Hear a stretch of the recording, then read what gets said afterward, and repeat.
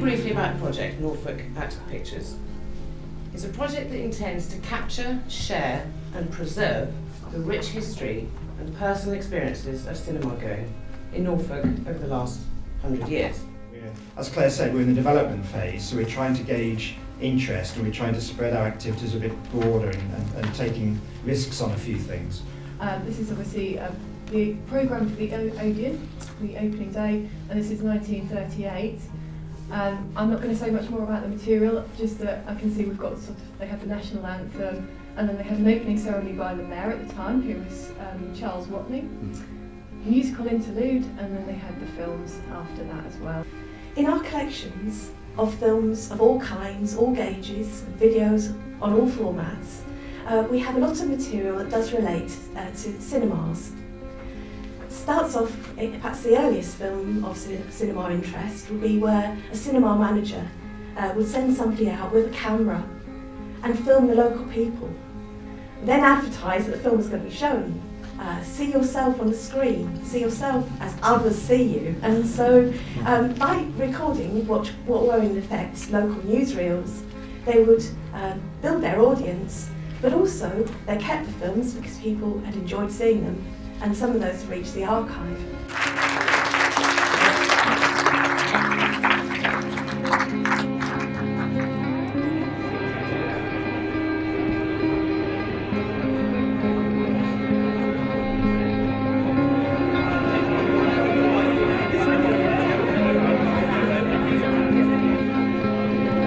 Moved in when I was 14 and you were about 11. Yeah, it was between junior school and senior school for me, so yes, at 11. And father was the chief projectionist at the ABC, so they had a managerial flat above. The manager didn't want it, so our family moved in. And that's where they lived until my father retired. Which would have been 65, I think.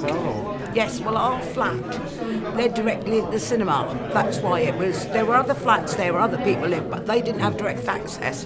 Ours, when we went down the stairs, we went past what was then the Grillette, and we could get into the cinema from there, and the Norfolk Room, which is where I had my wedding reception, and we could go right through the cinema. Could you hear the films? Oh yes. Oh, yes. My bedroom wall was up against the circle, and when they had the speakers on around the auditorium, one speaker was up against my bedroom wall.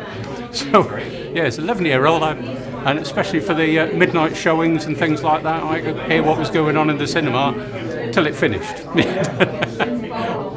And then during the war years, because they was getting aerial attacks from Germany over here, they did move him to Oxford for a while, but then he did come back and he worked in the ABC, back into the ABC again, or whatever it was called. Regent, I guess, Regent, at the time. I suppose. Yeah, so they moved him back again, but they did have a short term in Oxford because my mother had my older brother just a few days before war broke out, so they moved him on for a bit. How about the event today? Did that bring back a lot of memories for you? Or? Oh yeah, it certainly has, yes.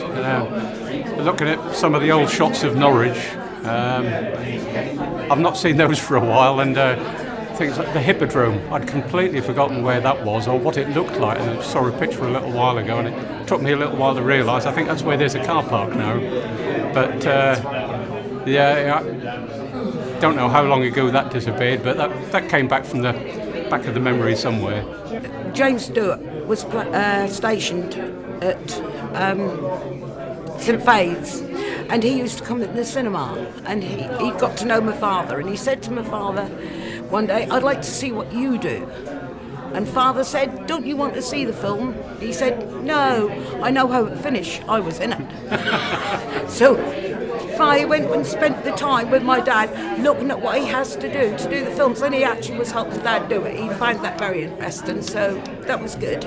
My grandfather, Frederick Howlett, and his brother Morris Howlett were involved in Norwich cinema, running Norwich cinemas. They were both chief projectionists. Frederick Howlett, my grandfather, started off at the Thatched Theatre I've got letters here from 1920 when he was involved and he'd started his career as a projectionist, and then went on I believe he went on to the Gaumont cinema, and then on to the Haymarket. We've got letters and photographs and documentation going all the way through from 1920 up to early 1950s. Whereas his brother Morris started off at the Carlton and then ended up at the old Odeon cinema in the city.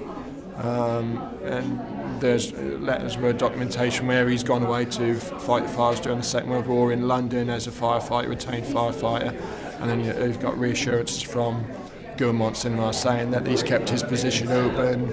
And there's also letters there saying commending him on the excellence of his equipment and how he's maintained it. So there's photographs and documentary evidence to all that effect. But it's quite unusual to have two brothers who are both chief projectionists, both working in separate cinemas in Norwich during that period. And he was involved in when the cinema was in its heyday. The first letter I've got is from 1920, a thatched theatre, which I believe was another sort of one of the early cinemas in Norwich.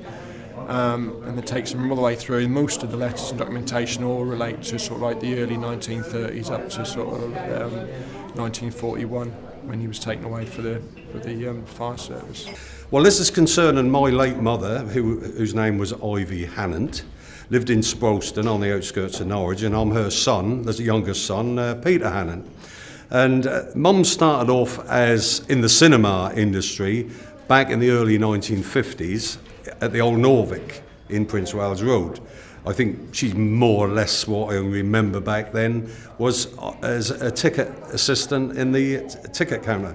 Anyway, the long part of the story really is from there on she moved to the Carlton, which was up on Old Saints Green, and there she worked on anything to do with usheretting, ticket foyer, the main foyer,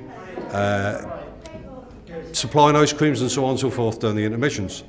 And during the summer holidays, sister and myself, because we were young in those days naturally, to keep us out of harm's way, so to speak, she used to make sure we'd spend possibly 3 days at a time sitting in the cinema from basically the time that opened to the time that finished, where she'd then take us home.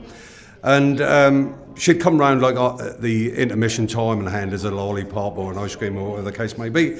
But one of the things I remember spending all this time in the cinema was a budget type film on the Hammer House of Horror sort of format. And that was now, I'm hoping somebody somewhere will come up with the answer I'm looking for on this. I've been talking to people, trying to find out. I come a complete blank every time. And the film was either called The Scarf or The Silk Scarf, Silken Scarf, Silk Scarf something. And that was concerning a group of passengers who got marooned on a foggy night on this coach. And I don't know whether that's the driver or one of the passengers got off the coach in this mist and bumped into a complete male stranger who he then asked, he explained the situation, they'd broken down, they were stranded. Was there anywhere they could be put up for the night? And the stranger said, yes, if you walk in such a direction at a certain distance, you would come across this old mansion. Now, this is where the story of this film comes in. The people all gathered in the mansion, got themselves sorted out in the rooms and so on and so forth. And the scary part about which gave me nightmares for I don't know how long was, every so often as the film ran, or one of these wood panels would open in the wall and a silk scarf would come out in the shape of a crucifix and strangle that person till they were no more. One by one, the numbers dwindled, and eventually I think the story had it that the person who was the murderer turned out to either be one of the family or one of the staff there. But I vividly remember that film. But I can, as I say, emphasise, I cannot find out any information on it. But the man on the mic did say, well, there was a lot of those sort of type films came out that time, 50s, mid-50s and so on and so forth, which might have came out under a different title. I don't think so. I've still got that feeling that was still called what I'm calling it. Anyway, the other thing is also we're cinemas sometimes would not be showing a film, they would be showing a live show. In about 1954-55, a fellow with a golden trumpet called Eddie Calvert came there and put on a show, and I vividly remember that one. That would be about 54-55. The other cinema concerning my family in Norwich would be roughly 1955, the Gaumont on Hay Hill, where my brother worked as a projectionist. That was the other personal link, so to speak. ABC Miners Saturday mornings, where we'd all be kept in our seats by introduced senior members, boys, public, to keep all the youngsters under control, sitting in their seats, because they'd be Hopalong, Cassidy and cowboy films, people jumping about and throwing stuff and all this. That was another one. The Mayfair in Magdalen Street, I remember sitting on a hot water pipe right down by the front of the stage, watching an old flick called Old Mother Riley. That'd be round about 1953. And then we come up more to date, would be regularly going to cinemas like the Old Odeon, queuing up for no end of time sometimes just to get in the place, all weathers. The ABC, which was the Regent again, Prince of Wales Road, and a Theatre Royal on a Sunday afternoon, mainly winter times, to watch films like James Bond. And somebody somewhere behind you would tickle you at the back of your leg to make out there's a rat gone under the seat, and that was another thing, so it kept you alert.